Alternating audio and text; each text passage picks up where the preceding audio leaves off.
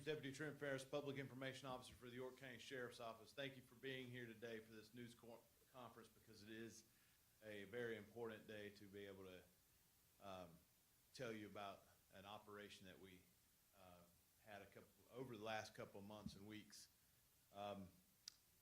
11 child predators have been arrested. Over months of August and September, the York County Sheriff's Office, along with state, federal, and law enforcement agencies, took part in two separate operations for proactively going after online child predators in an investigation called Operation Huntsman. The operation occurred at multiple locations in York County, including an undisclosed residence. York County Sheriff's Office is part of the Internet Crimes Against Children, ICAC Task Force, with the South Carolina Attorney General's Office. Working together, they track down, identify, and prosecute those who prey on children in South Carolina.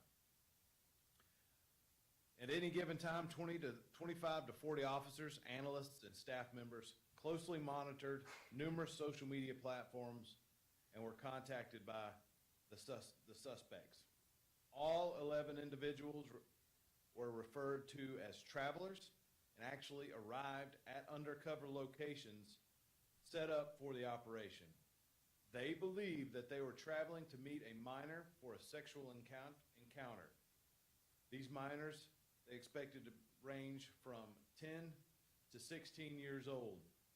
These suspects target children online and may have previously been hands-on with offenders, with victims who may or may not have come forward. Additionally, the suspects are still being identified, and once they are confirmed and located, they also will be arrested. I'm going to go over the folks who've been arrested so far in this investigation. The first one, Travis Ethan Betts from Smokes, South Carolina. On the screen is his charges. Second, Demarius Latrez Johnson from Rock Hill, South Carolina. Johnny Osman Pineda. He is from Honduras, and it has been at least 3 times deported. He has now been released to ICE custody, or federal custody, excuse me. Anthony Luis Olmedo, he's from Charlotte, North Carolina. Jacob Eugene Tester, he's from Liberty, South Carolina. Ralph Seal, he is from Indian Land, South Carolina. Jabri Agers Feaster, she is from Rock Hill, South Carolina. Alexander Gerard I cannot pronounce his name, Aroungancy, he's from Mooresville, North Carolina. Richard Francis Lennox Jr. from Fort Mill, South Carolina. William Isaac Zelaya from Houston, Texas. And Srinivas Mitpur is from Charlotte, North Carolina. Next, I'm going to bring up Sheriff Tony Breeden to have a few comments.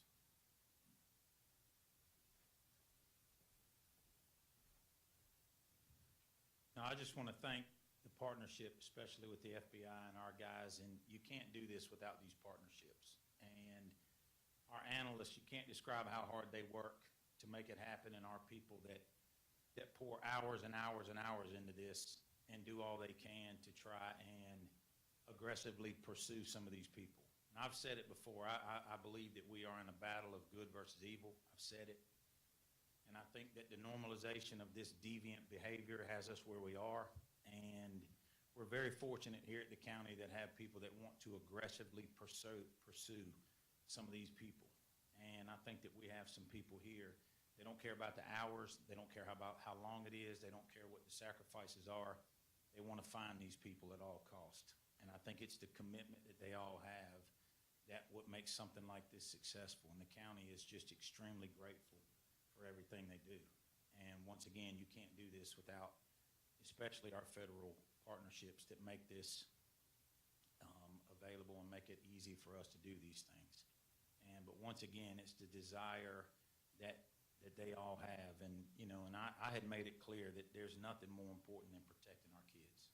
And this is evidence of that. And there's a couple people over here, really the whole group, that there's a little argument about us who wants to arrest these people most. And I have probably conceded it's the lieutenant and the director are probably on par with it. But you really can't express your gratitude towards them.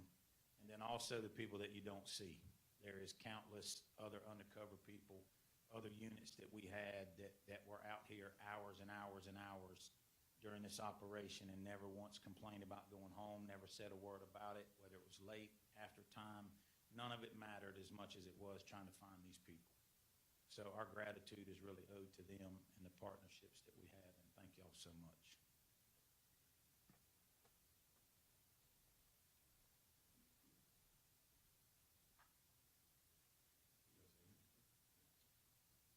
I'm Director Robert Hamilton with the York County Sheriff's Office. I'm also a task force officer with the FBI. I'm very appreciative of the partnerships that we have with our federal partners, especially.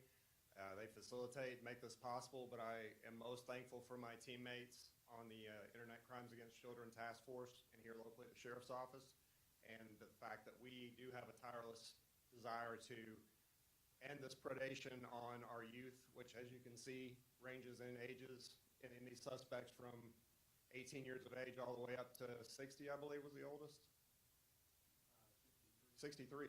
So it's an epidemic in this country as far as children being used as some sort of currency or some sort of sexual target for these people. And I want people to know, as the sheriff said, I want to reiterate, it ends here. In York County, it's not going to happen. We're after you. We'll find you. We will arrest you. Thank you.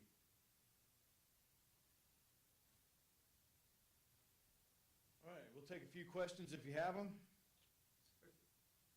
So this is described as deviant behavior, but also are these people dangerous? Is it safe to say that these people are dangerous? Because I did see one, were there any weapons found? I did see one that had methamphetamine. Were they a danger to society also? Sheriff, Director.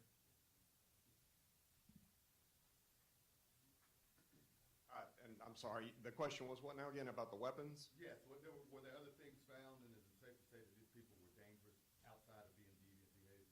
Several of them I feel like were dangerous and deviant. Well, obviously they're deviant. Outside of the deviance behavior, there was some danger. Obviously bringing methamphetamine, possibly with the intent to distribute it to a minor, I would consider quite dangerous.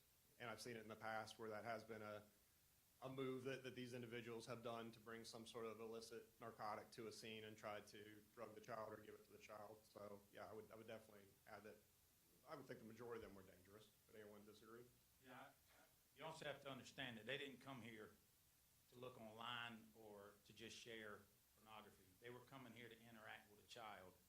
And I think that in and of itself is as dangerous as you can get. So drugs or not, you showing up to see a 14, 15-year-old girl with the intent to have sex with them, I think that's pretty dangerous. Were these individuals all working together, or were they working independently? I mean, I think independently, but the problem is what the internet has become, and the exploitation and the accessibility of it is a problem. So you're not necessarily, some of these sites are interlinked together and things like that. Yeah, they are clearly working as individuals, but the access to it is what makes it possible. And, they do network together, and, but as each person came, it was an individual effort each time.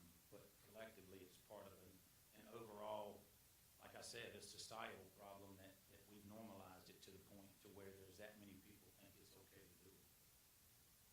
What more can you tell us, I guess, about the investigation in terms of you identified these folks and then set up a scenario that would attract them to come here? What more can you tell us about that portion of They it? were coming here to have sex with a kid. That's, you don't really want to go into, there's certain things that we don't want to say as far as the investigation and the tactics used and things like that, because, this is not the last time that anybody has it, well, not the last time we're doing it. So you don't want to talk about too many things involved in that. So it's just, you can just imagine what somebody's looking for and what it takes to get them. So. For the individual that came here illegally, was later deported and then brought back,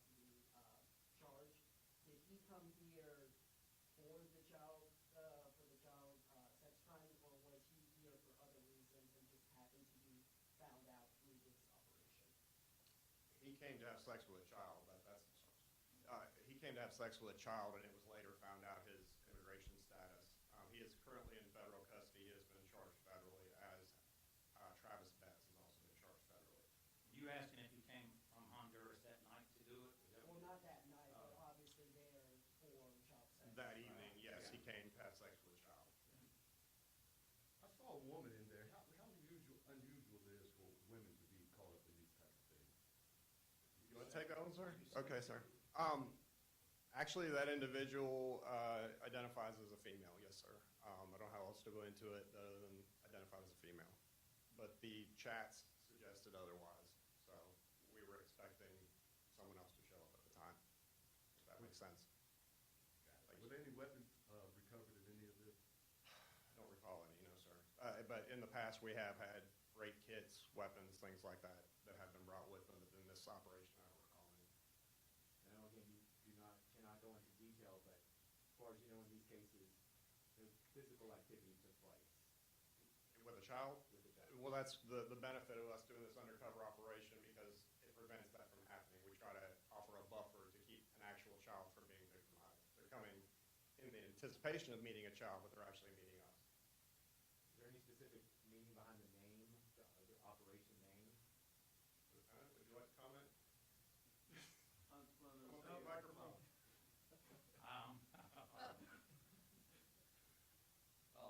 I'll give credit where it's due. I did not come up with the name.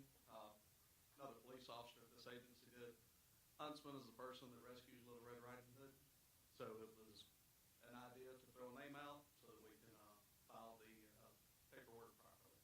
So that's all there is to it. And the message, I guess, to parents that are gonna be watching this, that have got kids that are on all kind of devices would be what? What do you hope will be that message to parents and anyone else out there? Well, we've talked about it at length, and, there's been Representative Guffey's talked about it, and you can no longer just assume that there's not evil out there lurking for what your kids are doing. I mean, you look at YouTube videos on kids' channels, and there's explicit things that are hidden in there and in plain sight. So I think for parents, the days of you just assuming that your kids are just watching videos or playing games, you just have to be past that. You have to be aggressive. You have to be proactive. You need to make sure that you have access to your children's phones. You need to make sure that you're seeing who they're chatting, who their friends are, who they think they're talking to, what sites they are. Something is Instagram and some of those, the messaging that's going on. So you just can't assume that I've got a really good kid. That's not happening. It's, that people are knowing how to prey on them, and they're looking at their algorithms and what they're liking and things like that. And it's a process that these people are good at and identify and come after kids that have that full accessibility. So parents, you just can't sit back and assume they're not coming after your kids.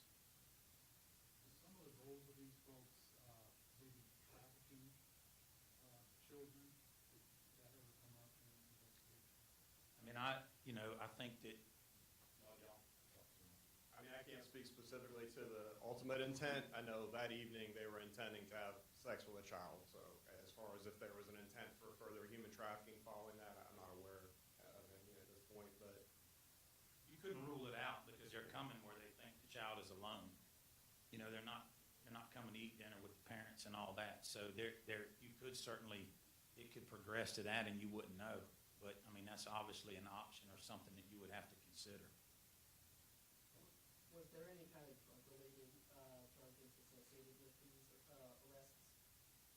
there was a methamphetamine charge, yes. One more question, if you have it. All right. We appreciate you all coming here today.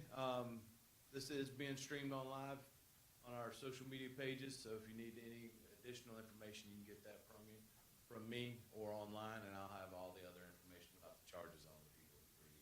You just send us a mugshot. Yes. All right, thank you for being here.